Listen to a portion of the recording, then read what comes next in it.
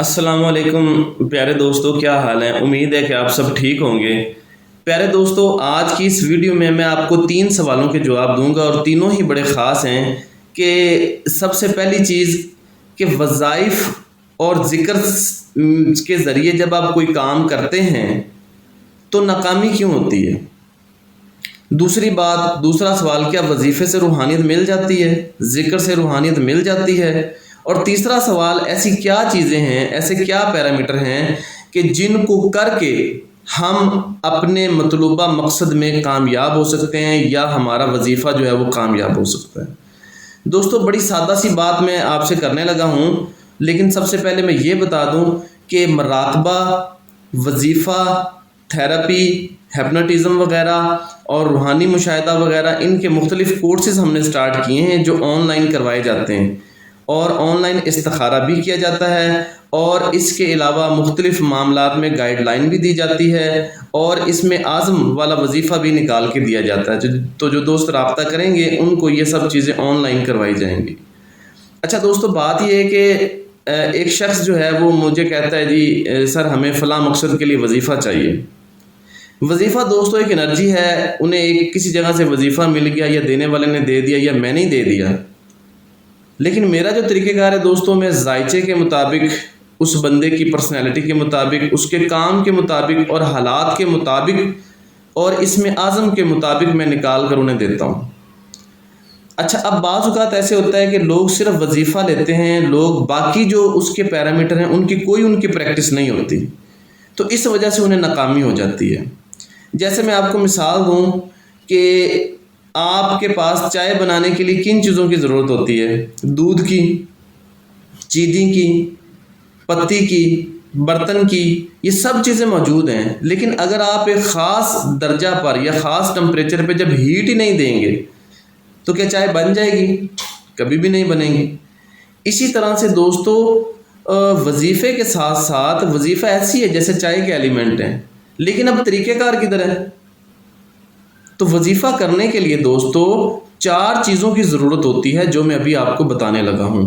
اگر آپ ان پر بھی مکمل طریقے سے عمل کرتے ہیں تو پھر آپ کا وظیفہ کامیاب ہوگا۔ پہلی چیز، وظیفہ صحیح طریقے سے نکلا ہونا چاہیے۔ ہر مقصد کا اپنا وظیفہ ہوتا ہے، اور دوستو یاد رکھیں، میں آگے چل کے بتاؤں گا، کچھ ایسے کام ہوتے ہیں جن پہ وظیفہ کام ہی نہیں کرتا، ان کے لیے آپ کو وظیفہ لینا ہی نہیں چاہیے، ان کے لیے صرف طریقہ لینا چاہیے۔ جیسے میں مثال دیتا ہوں، اب سامنے پانی کا گلاس ہے، اب آپ اسے پینا چاہتے ہیں، تو آپ دنیا جان کے سارے وظائف پڑھ لیں، پانی آپ کے اندر نہیں جائے گا، لیکن ایک طریقے سے فوراً آپ اس کو اٹھا کے اپنے اندر لے جائیں گے۔ تو مطلب یہ ثابت ہوا کہ کسی جگہ پر وظیفے کی بجائے صرف طریقے کی ضرورت ہوتی ہے۔ اب کئی دفعہ ایسے ہوتا ہے کہ لوگ جادو کے اثرات کو ختم کرنے کے لیے وظائف مانگتے ہیں، کئی جگہ پر تو میں دیتا بھی ہوں اور لوگوں کے وہ کام بھی کرتے ہیں، لیکن اگر کوئی اس کو سیکھ لے گا تو پھر وظیفے کی نہیں طریقے کی ضرورت ہوگی، کیونکہ بندے کے اندر ایسا انرجی کا سرکل بن جاتا ہے جو طریقہ کار میں کرواتا ہوں، تو اس کو کسی دوسرے عمل کی ضرورت نہیں ہوتی۔ ٹھیک ہے، یہ سائنٹیفک طریقہ کار ہے کہ آپ جادو کے توڑ کے لیے اتنے وظائف کرتے ہیں، آپ وہ طریقہ سیکھ لیں، اس سے یہ ہوگا کہ اگر کوئی آپ پر کرے گا یا اثرات ہوں گے تو وہ ریفلیکٹ بیک ہو جائیں گے، یعنی اسی شخص پر دوبارہ چلے جائیں گے، تو یہ طریقہ زیادہ بہتر ہے۔ تو اسی لیے وظیفہ اگر کوئی شخص کرتا ہے کسی کام کے لیے، پہلے تو یہ دیکھنا چاہیے اس کے لیے وظیفہ ہے یا نہیں، اگر ہے تو اس کے لیے کس طرح وہ وظیفہ نکالنا چاہیے، کس طرح سے بنانا چاہیے، تو کسی سمجھدار شخص سے ہی آپ وظیفہ لیں اپنے کاموں کے لیے۔ نمبر 2 کہ جب آپ وظیفہ آپ نے لے لیا، اس وقت دوستو ساتھ مراقبہ لینا بھی بہت ضروری ہے، کیونکہ جب تک مراقبہ نہیں ہے تو کنسنٹریشن نہیں ہے۔ ٹھیک ہے، یعنی کہ پھر آپ کا وظیفہ کچھ اور طرف کام کر رہا ہوگا، ذہن کسی اور طرف کام کر رہا ہے، تو وہ بات نہیں بنے گی۔ مراقبے سے انرجی کو آپ ایک خاص ڈائریکشن دے سکتے ہیں، تو مراقبہ وظیفے کے ساتھ بہت ضروری ہے۔ تیسری چیز جو دوستو وظیفے کے ساتھ ضروری ہوتی ہے وہ ہے میتھڈ، طریقہ کار۔ دوستو جس طرح میں نے چائے والی مثال دی ہے کہ طریقہ بہت ضروری ہے، آپ کے پاس سب کچھ ہے، وظیفہ بھی اچھا ہے، ہر چیز آپ کے پاس موجود ہے، لیکن آپ کے پاس میتھڈ نہیں ہے کہ کس میتھڈ سے کیا جانا چاہیے، کب کرنا چاہیے، کہاں کرنا چاہیے، کتنا کرنا چاہیے، اس کے لیے دن کتنے چاہیے، اس کے لیے آپ کو کیا کرنا چاہیے کیا نہیں کرنا چاہیے، وہ ساری چیزیں دوستو اس کے طریقہ کار میں آ جاتی ہیں۔ اور چوتھی اور آخری چیز جو وظیفے کے لیے سب سے زیادہ ضروری ہوتی ہے دوستو، وہ ہے قوت ارادی یعنی روحانی طاقت کا ہونا۔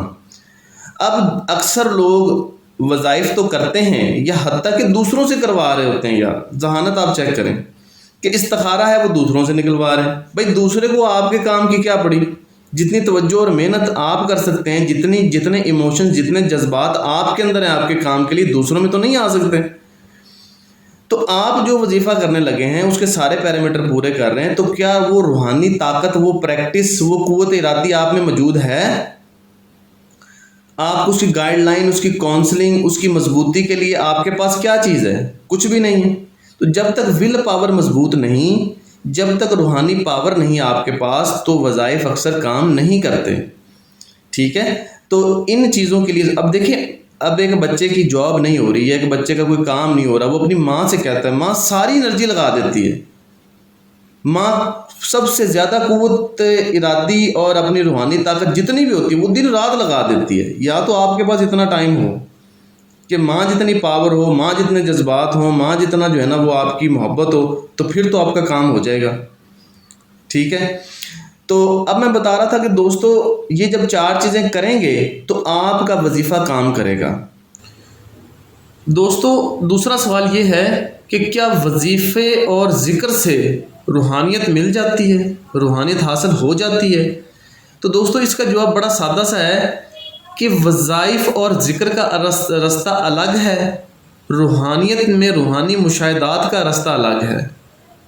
وظائف اور ذکر روحانیت کی ابتدا تو ضرور ہیں، لیکن ان سے روحانی مشاہدے کی طرف جانا دوستو بہت ہی مشکل ٹاسک ہے، بہت ہی زیادہ مشکل ہے، کیونکہ روحانیت میں جانے کے لیے یا روحانی مشاہدہ کرنے کے لیے باطن میں جانا بڑا ضروری ہے۔ تو باطن میں جانے کے لیے دوستو یا باطنی سفر کرنے کے لیے اس کے فارمولے، اس کے قوانین، اس کے طریقہ کار علیحدہ سے ہیں۔ جیسے کہ ابھی آپ نے دیکھا کہ ایک سادہ سا دنیاوی مسئلہ حل کرنے کے لیے بھی وظائف کے ساتھ کئی شرائط موجود ہیں، جب تک وہ نہیں کرتے اس وقت تک معاملہ حل نہیں ہوتا۔ تو پھر یہ تو روحانیت تو بہت بڑی چیز ہے نا دوستو۔ روحانی مشاہدے کے لیے دوستو ہم مختلف کورسز بھی کروا رہے ہیں، تو اگر کوئی دوست سیکھنا چاہے تو انہیں ہم یہ روحانی مشاہدے کے کورس کروائیں گے بھی۔ اب دوستو میری ایک دعا والی ویڈیو ہے، کوئی بھی وظیفہ شروع کرنے سے پہلے وہ دعا والی ویڈیو یہ سکرین پہ بھی میں دے رہا ہوں، تو وہ ویڈیو آپ جو ہے نا وہ ضرور دیکھیے گا، کیونکہ اس سے آپ کو پتہ چلے گا کہ دعائیں اسی جہان میں کیسے قبول ہوتی ہیں۔ دوستو سب کچھ ہمارے اندر ہے، ہمارے اندر سوال بھی ہے، ہمارے اندر جواب بھی ہے، ہمارے اندر مشکل بھی ہے، ہمارے اندر آسانی بھی ہے، ہمارے اندر دکھ بھی ہے، ہمارے اندر خوشی بھی ہے، ہر چیز ہے، لیکن اس کو لینے کا طریقہ کار ہے جو ہم کرواتے ہیں۔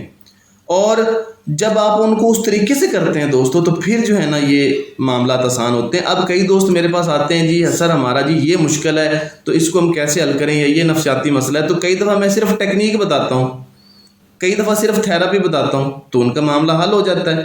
یہ جو ورڈ ہے نا دوستو، یہ جہان ہے، آخری بات میں کرنے لگا ہوں کہ یہ جو جہان آپ کو نظر آتا ہے یہ کاز اینڈ ایفیکٹ ہے، یہ عالم ناسوت ہے، ٹھیک ہے؟ اس کو مختلف طریقوں سے جب ہم کریں گے، اس میں مختلف طریقے کے ساتھ جب ہم کریں گے تو پھر اس کے کام ہوں گے۔ یعنی اس میں اللہ تعالیٰ نے ایک قانون رکھا ہے، اس قانون کو سمجھنے کی ضرورت ہے۔ تو جب آپ اس قانون سے چلیں گے تو آپ کی مشکلات ہو ہی نہیں سکتا کہ حل نہ ہو، ضرور حل ہوں گی۔